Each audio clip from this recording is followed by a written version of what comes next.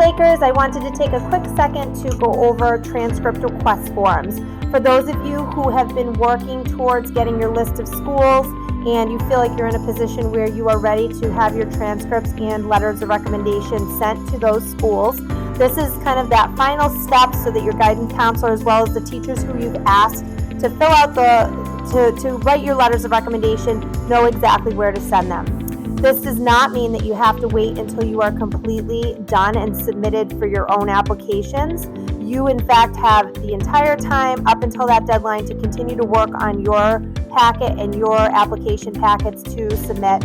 This is really just meant to give people in the guidance office and your teachers plenty of time to get your information sent as well. So we do look forward to getting this form at least 2 weeks prior to the first deadline. That gives us plenty of time to process on our end. So as we get to understand the form a little bit better, the form is found in two spots. One is in the guidance office. It's a yellow double-sided form. And secondly, it's on our guidance website. So when you're on our homepage for the guidance department, you're going to click on the Forms tab. Once there, you're going to select Transcript Request Form, which will take you to a form that looks like this. You notice the first page is the page you're going to fill out, and the second page is more information just for you to keep in reference, so that if you have any questions about the process or need any information, you can absolutely access it there as well. When you're looking at the guidance transcript request form, the top states student name and counselor name. The second step is asking whether or not you've used the common application.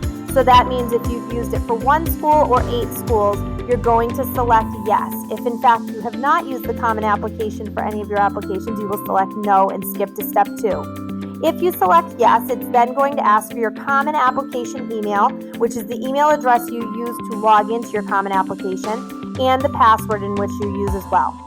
The second step is to look at whether or not you've completed the FERPA waiver and matched your Naviance account to your common application account.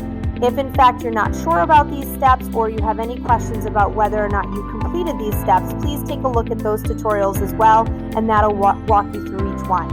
Once you've completed step 1, you're going to move on to letters of recommendation. So as you notice, there are 3 spaces for teachers to be able to, for you to have been able to ask up to 3 teachers for a letter of recommendation. Please be mindful that most colleges only require 1 to 2 letters of recommendation. For some schools, they do allow you to submit more than that, but please just be aware of that and make sure you're looking on the individual college and university's website to make sure that you haven't asked a teacher for a letter of recommendation that you're not able to use. So once you've decided and verbally asked your teachers for letters of recommendations, the second step is to ask them through Naviance, and the third step is to put their names down on the designated spaces so that we can make sure that they get this transcript release form as well. Third step is actually listing the colleges in which you're planning to apply to. So as you can see, there's a spot for the college or university name, where they're located, and then their deadline. So for some of you, you may be doing early applications.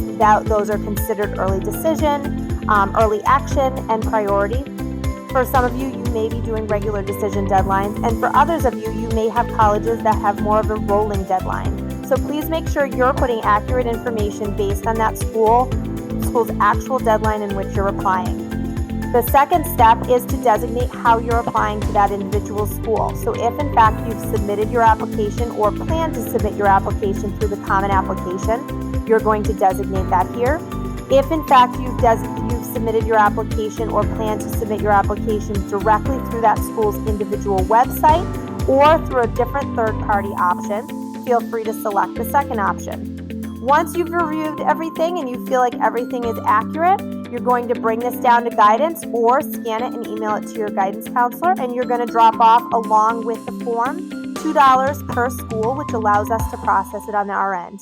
Once we have this form, what we then do as guidance counselors is we review it to make sure all the information is accurate and everything is lined up through Naviance, and then we make sure your teachers get a copy of it as well so that they can begin processing for you as well.